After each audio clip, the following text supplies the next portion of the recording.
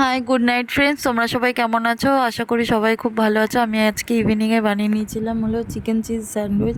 আমি জাস্ট চিকেনটাকে বয়েল করে নিয়েছি, এবার ভেজিটেবলগুলো কাট করে নিয়েছি।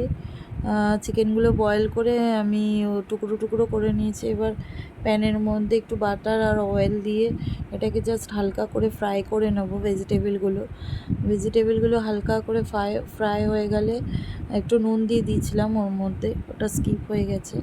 যাই হোক, নুনটা দিয়ে তারপরে ওটাকে জাস্ট হালকা করে ফ্রাই করে নেব। তারপরে একটু চিকেন দিয়ে দেবো, চিকেনের যে সেটগুলো করেছিলাম ওগুলো দিয়ে দেবো। চিকেনগুলো দিয়ে একসাথে জাস্ট ফ্রাই করে নেবো হালকা আঁচে।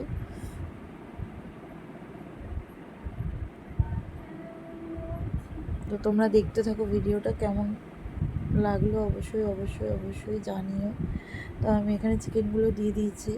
এবার এটা আমার মানে ফেভারিট ডিশ, মানে চিকেনগুলোকে চিকেন আর চিজ স্যান্ডউইচ, আদারওয়াইজ আর কিছুই থাকবে না। তাও আমি ওখানে মানে একটু অনিয়ন আর একটুখানি ক্যাপসিকাম দিয়ে দিয়েছি। একদমই ভেজিটেবল খেতে চায় না, মানে কি বলবো, কিছু বলার নেই। তোমরা একটু কমেন্টসে লিখে পাঠিও যাতে ভেজিটেবল খাওয়ার জন্য। একটু ভেজিটেবল, চাউমিনেও যদি ভেজিটেবল দিই সেটাও থালার পাশে রয়ে যায়।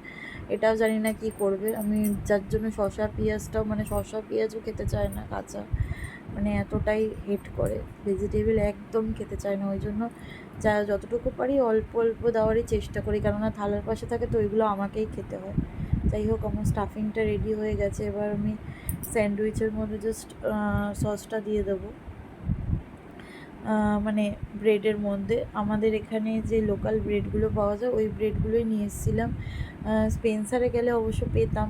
স্পেন্সারের ব্রেডগুলো একটু বড় থাকে, আর বার্গারের মধ্যে করলে ওটাও তোমার ভালো লাগে যদি এই স্যান্ডউইচটা করো। চিকেন, চিজ, গোলমরিচ, তারপরে হলো নুন। আমি স্পেশালি আমুল স্প্রেড চিজটাই ইউজ করি, ওটা আমার খুব ভালো লাগে। গো চিজটাও ভালো, বাট এই চিজটা আমার খুব ভালো লাগে। মেয়োনিজ থাকলে আরও বেটার হতো, মেয়োনিজটা অ্যাভেলেবেল ছিল না, ওই জন্য মেয়োনিজটা আমি দিতে পারিনি। তো যাই হোক, আমি এখানে জাস্ট ফিলগুলো করছি।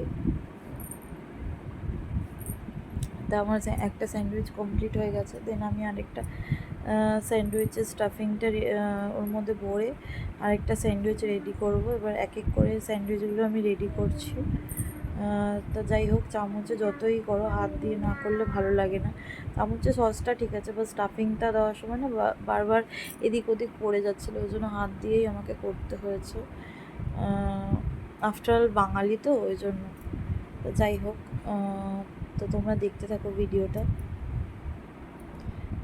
তো আরেকটা স্টাফিং আমার রেডি হয়ে গেছে। এবার আমি জাস্ট প্যানের মধ্যে আমি একটুখানি বাটার দিয়ে এটাকে একটুখানি হালকা আছে জাস্ট একটুখানি ফ্রাই করে নেবো, মানে ফ্রাই বলতে কি একটুখানি ওই সেঁকে নেবো একটুখানি। স্যান্ডউইচ মেকার থাকলে ভালো হতো, বাট আমার কাছে যে স্যান্ডউইচ মেকার নেই, ওই জন্য আমি এরকমভাবে একটুখানি বাটারে সেঁকে নিলাম যাতে একটু ক্রিস্পি ভাবটা থাকে, আর ভেতরে তো চিজ দেওয়া মানে দারুণ লাগবে।